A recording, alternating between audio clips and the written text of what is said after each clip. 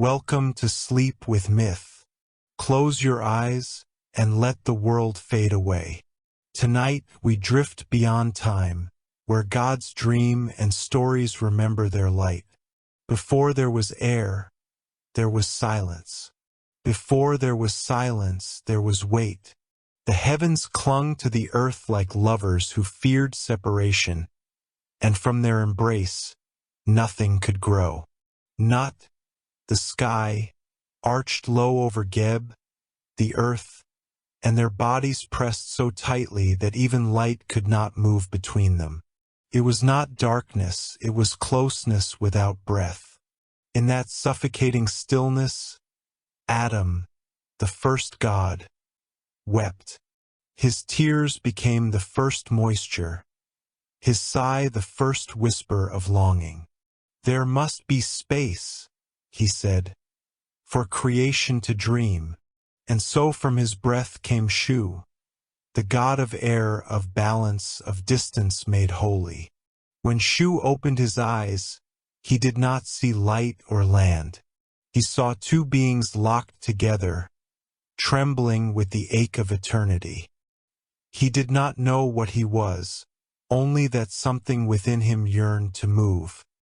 He placed his hands upon the darkness, and where his fingers pressed, a thin glimmer formed, an invisible thread that hummed with possibility. The sky shuddered, the earth gasped, Shu exhaled, and in that breath, creation found its first heartbeat. "Breathe," he said to them both, though he had no voice. "There is room for you." He lifted his arms and slowly parted heaven and earth.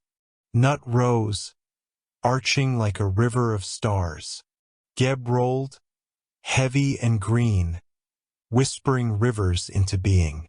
Between them stretched the first horizon, shimmering with new air, the space that would cradle every dream to come. The world groaned with birth. Shu trembled, for he felt the weight of what he had done. The silence had broken. The space between had become alive. From the space of his breath came sound, from sound came word, and from word came prayer. And thus began the endless story of air, the tender space between all things. The world was young when Shu first learned that silence could hold memory. The air he had created was full of sound, waves, voices, thunder. But beneath them, he could still hear the echo of his first breath.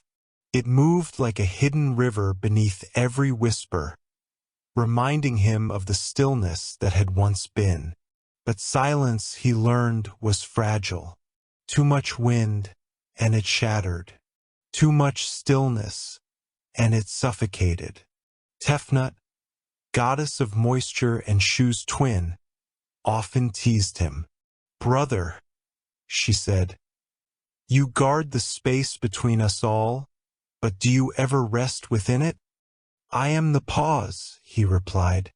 "If I rest, the world will forget to breathe." Yet deep within, Shu wondered what rest might feel like. For even the air must long, sometimes, to be still. One evening, as Ra's light fell into the horizon, Shu stood upon the dunes. The world glowed gold and red, each grain of sand a tiny sun. Tefnut approached, her skin glistening like dew. "You hold too tightly," she whispered. "Let the wind wander." Shu frowned. Without guidance, it would tear the world apart. "Without trust," she said, "it will never learn its own song." She cupped her hands, and in them, the air shimmered. "Watch!" She loosened her fingers, and the wind danced free, gentle, uncertain, curious. It brushed Shu's face like a question. The dunes shifted softly, but they did not break. For the first time, Shu laughed. It was not a sound but a vibration, one that rippled through the horizon like a sigh of joy. From that laughter came the first breeze of evening. The humans below felt it too. Farmers stopped their work. Children turned their faces upward. "The air moves," they said. "Something watches over us." And so they began to leave offerings, small bowls of scented oil placed where the wind could find them. Shu felt the warmth of their faith but also its weight. "They will worship the wind," he said to Tefnut, "but they will not understand it." "They will," she replied, "when they learn that breath is both gift and promise." That night, as the stars unfolded, Shu sat between Nut and Geb and listened to the first songs of mortals carried by the wind. Some were prayers, some were love, some were grief. He understood none of their words, but he understood their rhythm. For rhythm is the pulse of the air, and through it, even gods can dream. And in that dream, Shu saw what would come: storms, silence, and the endless dance between them. The breath of the world had only just begun. The wind carried no banner when it arrived at the village by the bend of the river. It needed none. It came on bare feet, slid through papyrus like fingers over a harp, and found 1,000 hollow reeds waiting to be taught the first song. Children lifted their heads before the elders did. Dogs pricked their ears and fell quiet. Pots cooling on doorstones sighed softly, as if remembering steam. Shu stood within it all as presence without shape. He did not cross the threshold. He became the threshold, the thin, tender place where inside greets outside and a room relearns how to breathe. He listened. He had learned to listen again. Since the day of rain and reconciliation, the world had remembered warmth. Clouds traveled with purpose. Rivers learned patience. Even deserts had softened at their edges, where nighttime dew wrote its small script on sand. Yet in the wake of balance, a new question had opened inside Shu, bright and troublesome as a child. How do mortals carry space inside them? How do they use it without breaking it? He followed the question into human days. At dawn he found the potter and his wheel. The man's foot coaxed circle from clay while his hands persuaded air into shape. "Not too thin," the potter murmured to his apprentice, "or the breath escapes and the pot forgets its purpose." Shu leaned over the spinning rim, felt the curl of void tucked inside forming walls. A vessel is a promise to space, he realized. It says, "I will hold you without trapping you. I will protect you without owning you." At noon he walked with a caravan crossing the high road between oases. Heat rose in shimmering veils. The air tasted of stone and patience. When the youngest drover faltered, an elder pressed a water skin into his hands and said, "Do not drink all at once. Leave a little room for the road."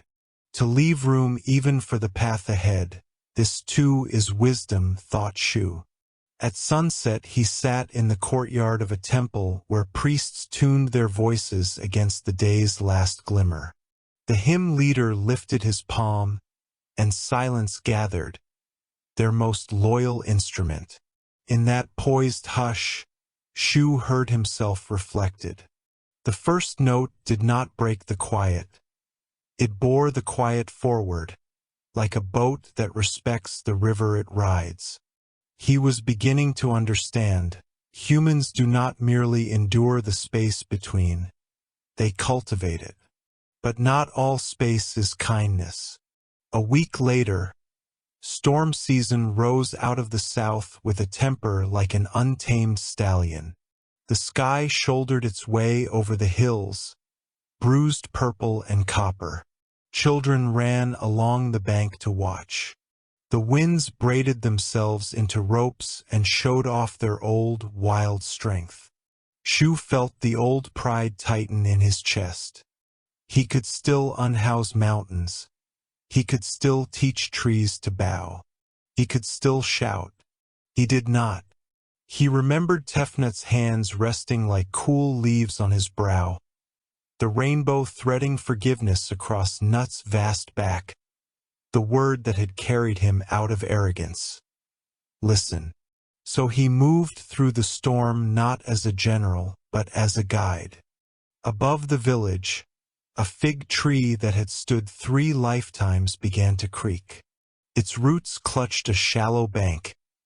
Its crown leaned toward the river in a gesture of flawed generosity. Shu slipped through its leaves and coaxed them flatter, less like sails, more like hands. He pressed his palm against the gust's cheek and whispered, "Less." The wind obeyed in increments, opinionated but not cruel. Still, a branch split and fell, crashed beside a child who did not run.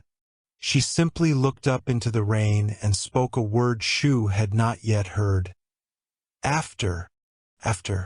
The syllables felt like a threshold in his mouth. The storm kept its promises. Noise, cleansing, mischief. And then, like a performer after the last applause, it bowed and departed. The air cooled. The river, quick-eyed and opportunistic, stole back shore it had once known and pretended not to miss. People emerged. They touched one another's sleeves with the lightness that comes after a kept fear. The child who had said after wandered down to where the fig tree had laid one arm on the ground as if around an absent friend. Shu wrapped himself about her like a shawl and asked, without voice, only pressure, "What is after?" She didn't seem surprised to be addressed by nothing. Some children accept gods the way reeds accept wind, as company older than speech. After, she said, tracing circles in the wet silt, is the quiet that lets us count who is safe. She pointed at the adults. After is when Mama can hear herself. She placed a hand on her own chest. After is when I can, too. Shu thought of the temple singer's raised palm. He considered the potter's hollow bowls, the caravan elder's warning, Tefnut's rainbow. After was kin to all of them. It was not absence. It was room for meaning to choose its shape. He followed the child home. Her mother set a cracked jar on the threshold, looked at the sky that pretended innocence, and exhaled a laugh turned sideways. "We will mend," she told the jar, and the jar believed her. Shu believed her too. Repair is a kind of weather, he decided, one the gods do not send but the people make. News of other storms traveled upriver on the same boats that carried sesame and salt. In one town the wind had become vindictive, cornering itself into alleys and arguing with shutters. In another, a lull had fallen so sudden that fishermen felt they had been left alone with their thoughts without warning. Shu went where he was not praised, where everything felt like a question asked by someone too tired to be polite. In the port city at the delta's wide mouth, he found sailors naming him. They did not know they named him, but they did. Kamasin, they said of one breath, hot and sulking. Amsu, of another, northeast practical. The scribe of a third, the steady onshore that wrote the same script across the harbor day after day. The sailors taught him humility by accident. When men know your moods before you've decided them, you are not as mysterious as you think. On the longest jetty, a woman in a salt-stiff cloak studied the horizon with the practicality of someone who trusted both sky and doubt. Beside her, A boy in an oarmaker's apron rolled his shoulders, newly widened by work. "North by east a hare," he said, sniffing. "2 hares," the woman corrected. "3 by night." Shu breathed a thread, changed nothing, and learned everything. They were reading him, not adoring, not fearing, reading. He made a promise then, to no one but the smell of tar and plank. If humans would study the air would study humans. So he entered their schools without doors. Shipyards, markets, kitchens, the narrow passage between 2 courtyards where gossip compressed itself into philosophy. He watched a baker wait for dough to remember what yeast had told it. He watched a midwife hush a room until a new inhale entered the world. He watched a mason leave a tiny opening in a wall and call it a mercy for the house. He wrote nothing down. Wind has nowhere to keep a scroll. But he kept lists the way breath keeps rhythm. He kept this one. * leave space at the top of a jar. Liquids need sky. * if you must raise your voice, widen your throat. A narrow shout cuts. * listen to fabric. It tells you how loud your body is being. * do not stand too close to a grief. Sit down and give it air. * when speaking to a child, kneel. Distance should not be made of height. * between the promise and the work, put one deep breath. Call it courage. One night, as he recited his list to the roofs, Tefnut stepped onto the city on feet made of rain. Her smile had the sly wisdom of someone who has learned that patience is not passivity but rehearsal. "Brother," she said, "you have become porous. Is that a rebuke or a blessing?" "Both."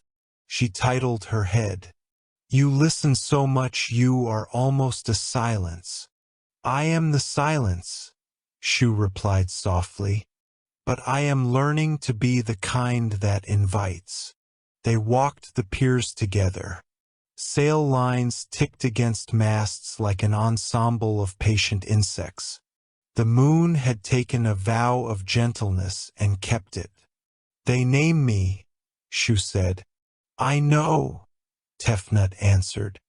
"They name me too. Some call me Fog, some Mercy, some Inconvenience." She shrugged, which made a small weather change on 3 adjacent streets. "It matters less what they call us than what they do with the calling." "What do they do?" "They build rituals," she said. "Watch." Before dawn, a cluster of fishermen gathered around a brazier the size of a child's sleep. One by one, they held their palms toward the heat, then toward the dark, trading warmth with the morning. The oldest among them lifted a shell that had been drilled for string but kept for superstition. He blew across it. The note wasn't lovely. It was true.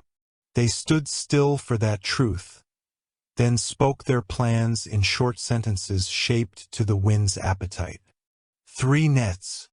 North shoal, then east. Share if Weir allows stingrays. Shu loved them for asking the air what it could not promise. He sent them a breeze the color of resolve and watched their boats pick up the thread he had laid along the water for years, the path that looked like luck from shore. Later that same day, he visited a small school in a shade courtyard where a teacher with henned fingertips drew invisible diagrams. "This," she said, sweeping her hand in a curve, "is the way a hawk rides the heat. It is not flapping. It is listening to a scent." The children imitated with their arms. Some fell over. None minded. "And this," she continued, moving her wrist in a quick twist, is the way a dust devil writes its brief letter to the ground. Shu clapped, and a small tumble of leaves agreed. He stayed for the lesson on words that lived best in the mouth with room. Please, enough. After. He exhaled across each as a benediction. The teacher shivered. A mercy wind, she said casually, and the class, not knowing they had been blessed by a god, learned anyway. Trouble, being dutiful, came again. Not a storm this time, but a drought with perfect manners. It arrived without noise and took without argument. Wells remembered their floors. The river kept walking away and pretending it would be right back. People lowered their requests like voices in a sickroom. Shu felt himself thinning. More presence than power, more witness than remedy. He searched the catalogue of moments he had collected from their lives. What was the practice that met absence without scorn? He found the answer in a courtyard where 3 women sat around a clay jar that was, by any measure, inadequate. Each brought a cup. Each poured no more than the next. No one pretended to be satisfied. No one pretended not to be grateful. Between their sips, they told jokes with long pauses that made room for laughter to appear if it wanted to. It did. Shu folded himself onto the bench beside them, unseen but deeply there. We do not worship you, one woman said into the dusk, addressing the not-quite night. But we will keep your manners. My manners. Shu teased the jasmine vines into a tune. You arrive and leave without slamming the door, she said. You do not make us choose between speaking and breathing. You ask nothing but to be noticed. Shu thought of altars and incense and titles. He thought of kings who wanted the wind to bless their flags more than their fields. He decided, without proclamation, that the honors he loved best were these: open windows, slow songs, and thresholds swept at dawn. He began to teach formally then, though no one would have called it school. He taught by weather. His first lesson was a week of breezes that insisted on front doors being left ajar. People resisted. Then they laughed. Then they understood that houses, too, are lungs. The second lesson was a day of stillness so complete that even gossip forgot itself. Men apologized for the volume of their own sandals. That night the stars sounded like a poem that had been waiting for an audience that could bear to hear it. The third lesson was a storm placed only on the far horizon, close enough to admire, far enough to fear with ease. Children learned the art of safe awe. Mothers learned that teaching courage sometimes means letting a child count lightning that will never reach them. Fathers learned to sit down. When the drought broke, as all temperate tyrants must, the first rain smelled like new clay promises. Shu wanted to shout. He did not. He let Tefnut do the shouting in drops on roofs generous and clever. The people danced in the courtyards they had kept swept. Their feet wrote gratitude in dust that swirled up to read itself. That night the village gathered on the riverbank with lamps hooded to kindness. The old fig tree, patched with patient hands, held up its surviving limbs like testimony. The child who had taught Shu, after carried a reed flute she had learned to play badly and bravely. The hymn leader lifted his palm. Silence arrived on time. Into that silence, Shu finally spoke with words. You have named my moods, he said, and the reeds bowed. You have mapped my paths and guessed my errands. You have asked me for mercy without accusing me of cruelty. You have learned to leave room. He felt their attention like sails catching him. He went on. Between your anger and your answer, you have placed a breath. Between your hunger and your taking, you have placed a portion. Between your fear and your flight, you have placed a count of faces, and you have kept one another. The lamps seemed to grow taller, as if dignity were a fuel. The river listened with the particular stillness of water that knows a story is finishing well. I am Shu, he said at last. The space between. I am not emptiness. I am the room where tenderness chooses its shape. I am the quiet that lets courage introduce itself. I am the pause that keeps a promise from turning into a boast. He could have asked then for temples or columns carved with his name. He asked for windows opened at morning and closed softly at night. He asked for the river to be given back what the river had given. He asked that arguments be held with the kind of air that does not bruise throats. He asked that children be told the weather's real name, change. The child with the flute raised it. She played 3 notes, one for before, one for during, one for after. Tefnut set a rainbow across the dark like a rumor of daylight. R.A., who had been listening from below the horizon with the concentration of a craftsman at his bench, pushed a little warmth into the lamps so they would not shiver. Shu lifted his hands.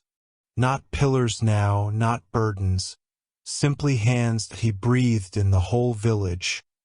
Even the worry he could not solve, even the joy he had not earned, and he breathed out a promise. I will keep the sky high enough for dreamers. I will keep the air soft enough for apologies. I will keep the wind honest, the storms teachable, the calms within reach. And when you cannot find me, listen for your own breath. I am there. The people did not answer in unison. They answered as themselves. A potter knocked his knuckles against a jar that rang like agreement. A sailor tightened a knot that would resist both pride and panic. A mother shifted a sleeping baby from one shoulder to the other without waking it. The fig tree dropped one leaf, deliberately, like a seal on the covenant. The wind moved among them, and no one mistook it for spectacle. It was only the old companion, arriving precisely on time to say nothing that hadn't already been learned. Shu returned to his post between Nut and Geb. His arms did not ache. The space he kept was not attention but a welcome. Humans, he had decided, were not intruders in the room he guarded. They were the room's purpose. And when, in some later age, a priest would write, "The air is a god," Shu would smile at the wrongness that was also right. He was less than a god and more, he was an invitation. On the world's tallest dunes, a caravan stopped at twilight. The elder poured a mouthful of water into the sand and said, "For what could not come with us?" The drover who had once been a boy understood without asking which part of himself had been honored. In a city of towers, a mason left that one breathing hole again and called it mercy, and his apprentice wrote the word into his palm with lime. On a coast where sails were ragged from a season too honest, an oarmaker taught the new ones to listen to the varnish dry. And everywhere, after storms and before them, a quiet appeared that was not emptiness, but the room in which the world remembers how to be kind. For 1,000 dawns after the storm season ended, the world learned the comfort of gentleness. Rivers found their rhythm. Winds passed through papyrus leaves without tearing their songs. The people of the valley began to speak more softly, as if the air itself had become sacred ground. And yet, even stillness can grow heavy. Shu, the god of air, stood between earth and sky, his arms forever holding Nut from Geb. He had learned patience, kindness, and balance, but patience, left too long without renewal, can turn into sorrow. He looked upon the world he had guarded and saw that mortals had grown accustomed to calm. Fishermen delayed their voyages until the breeze was perfect. Farmers refused to plow until clouds promised rain. Priests waited for omens in the movement of dust. Every heart had learned reverence, but not courage. They wait for the world, Shu murmured. But who waits for them? And somewhere far below, a child lay awake, listening to the night breeze through her window. She smiled, whispering a single word to the darkness. "Thank you." The air stirred in reply. The wind was older now. It no longer raced like a child through valleys and reeds. It moved with purpose, a sacred rhythm, slow and patient, like the heart of the world remembering its first beat. Mortals had learned much since the day the air fell silent. They no longer feared storms nor worshipped calm blindly. Instead, they listened. Each gust that brushed their faces carried stories, of mountains that dreamed, of oceans that sighed, of gods who breathed them into being. And so they began to speak to the wind not with words, but with breath. The first breath of worship. In a temple open to the horizon, a young acolyte named Nile knelt before an empty altar. There were no statues there, no fire, no incense, only the living air. She closed her eyes and inhaled. Her teacher's voice echoed softly. "Do not ask for what you want. Listen for what the wind remembers." As she exhaled, the air around her trembled. A single reed flute lying nearby began to hum without touch. The vibration wound upward like invisible smoke, forming a melody that did not belong to human hands. Nai gasped, and the flute fell silent. "Did I offend him?" she whispered. Her teacher smiled. "You did not offend. You were heard." The air repeats every breath that holds sincerity. From that day, each prayer in the valley began with a single, deep breath. Not a plea to the heavens, but a reminder. I am alive because the world breathes with me.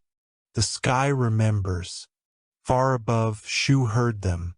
Their breaths rose like the shimmer of heat, weaving threads of sound through the invisible realm he kept open between Nut and Geb.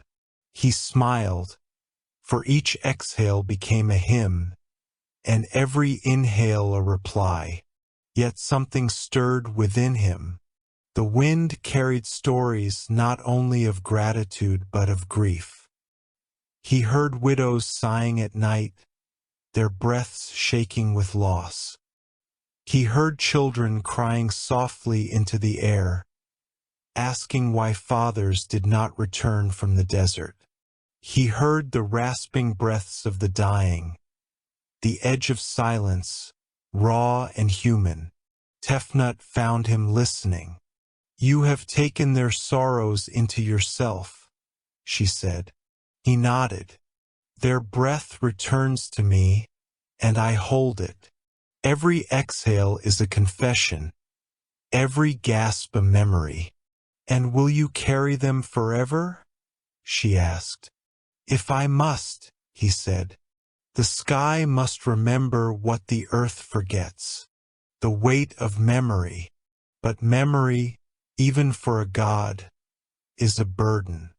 Over centuries, Shu's chest grew heavy with the weight of every sigh ever uttered. The horizon began to dim. Birds found it harder to fly, as though the air had thickened with invisible sorrow. When R.A. looked down, he frowned. The air dims, my son. You hold too much. Shu bowed. To release their memories would be to abandon them. Then teach them to carry it with you, R.A. said. Make their breath a bridge, not a burden. And so Shu descended once more. He appeared as a windstorm that did not harm. Every reed bent but did not break. Every flame flickered but did not die. The people gathered, covering their eyes against the golden dust. From within that radiant whirlwind came a voice, deep as eternity yet tender as a mother's sigh. Do not give me your pain. Share it with each other, and I will lift it. Then the storm unfolded into music, flutes, drums, and the rhythm of countless breaths. Thus began the first festival of air. Each person stood in a circle, facing outward, and breathed together, inhale, exhale in harmony. As they did, the wind rose like a choir, carrying their sound upward into the heavens. For 3 days and nights, they sang with nothing but air. When dawn finally came, they found themselves lighter, not because the wind had stolen their sorrow, but because they had learned to breathe through it. While the mortals danced below, Nut watched from above and Geb from below. Your children have learned to sing with the space you keep, Nut said. Geb's laughter rumbled through mountains. Their breath makes my rivers move. Shu smiled between them. Then the world is complete. Earth and sky speak through me. Nut's voice softened. And yet even the air must rest. When will you? He looked toward the horizon, where the sun and moon shared one fleeting embrace, dawn touching dusk. When they learn to breathe without my guidance. When they remember that the pause between breaths is not death but faith. One night, a small boy stood upon a hill and shouted into the wind, If you are the air, then breathe for me. The wind replied, swirling around him. He laughed, spinning with it until he fell, dizzy. The air kissed his cheeks gently, cooling his laughter into calm. His mother, watching from afar, whispered, Do you feel him? He nodded. He doesn't speak, he listens. That simple truth spread across generations. The God of air does not command. He waits to be heard. As centuries passed, mortals began their days not with offerings but with a moment of stillness. Before touching water, before speaking names, before lifting tools, they breathed. It became the oldest ritual in the world, one no temple could own. When someone was born, their first cry was called Shu's greeting. When someone died, their last breath was Shu's farewell. And in between, every inhale and exhale was a conversation between soul and sky. Even the gods watched in quiet wonder, for no altar could contain such devotion. The prayer had become invisible, carried by every living thing that dared to live. Now, when storms roll across the desert, Shu's laughter echoes within them. When calm evenings descend, his silence hums beneath the stars. And when the last breath leaves a mortal's lips, it rises not into oblivion but into the waiting arms of the God who first gave air its name. The people say that, on quiet nights, if you hold your breath long enough, you can hear it, a single whisper passing through time itself. Breathe, child of earth. The sky remembers you. And somewhere in the space between that whisper and your next heartbeat, Shu listens, smiling, unseen, as the world breathes again.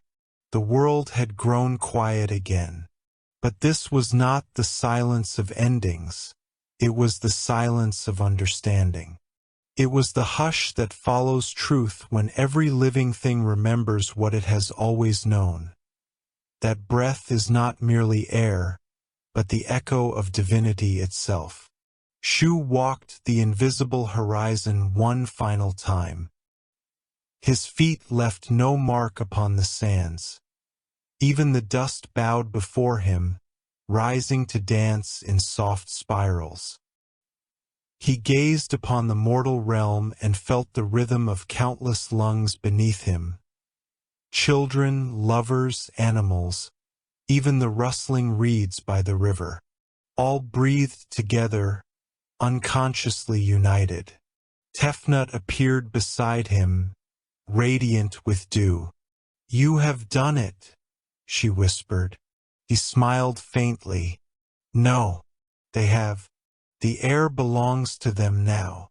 Ra's light spilled across the edge of the sky, golden and unending.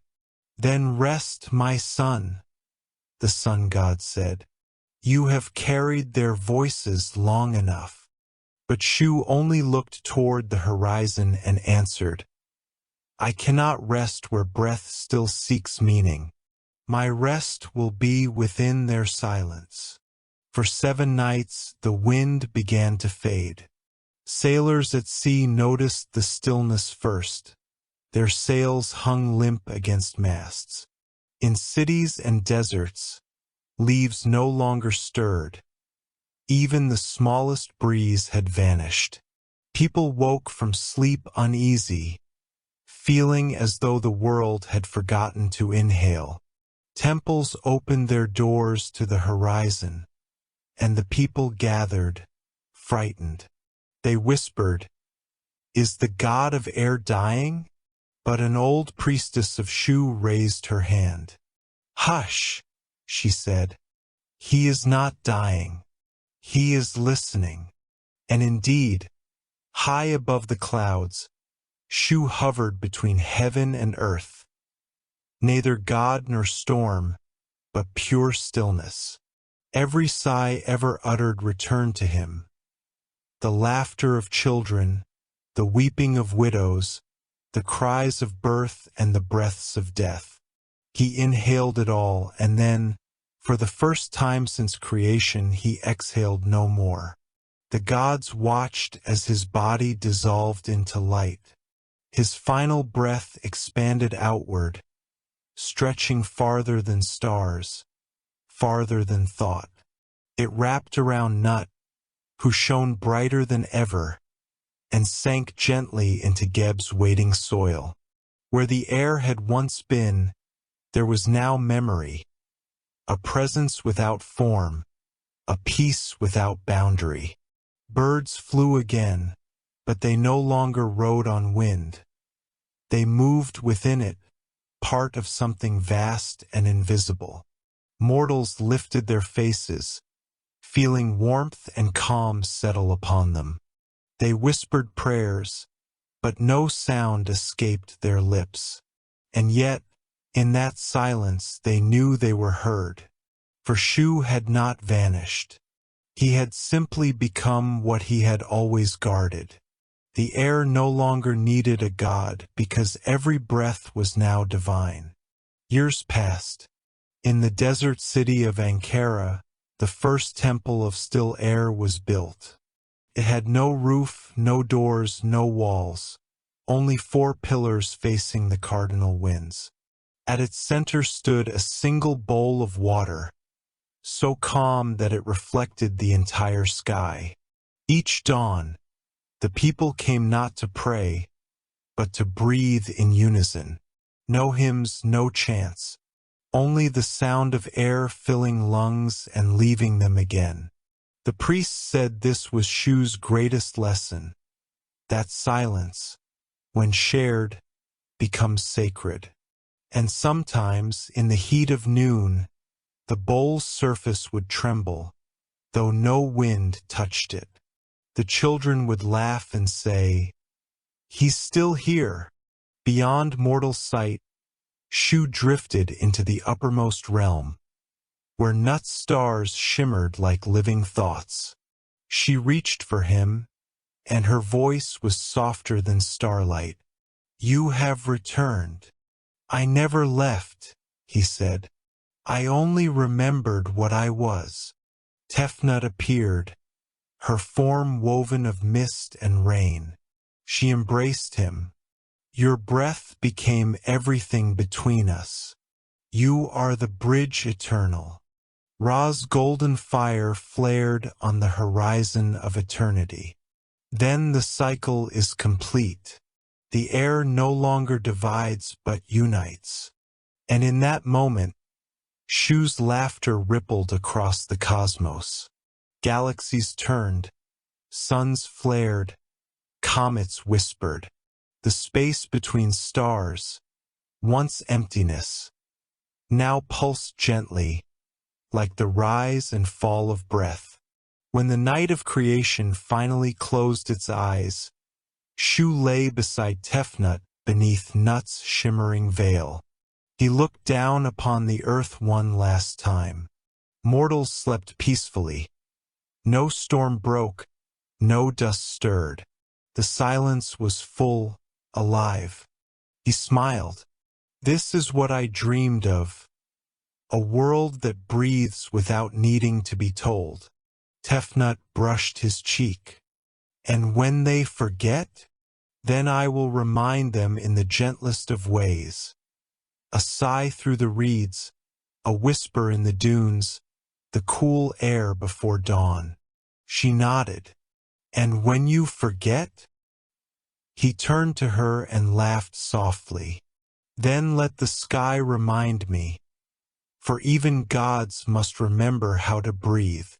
To this day, when the desert is still and the stars tremble with quiet light, the people of the Nile tell their children, "The wind is not gone, it only learned to rest." And when they breathe before sleep, slow, steady, unafraid, they become part of an ancient rhythm that has never ceased. The air, the space, the silence, all of it is Shu's final gift, a promise whispered through time. Every breath is sacred, every silence is prayer. And so the story ends not with a storm or a song, but with the softest of sounds, the world exhaling at peace within itself.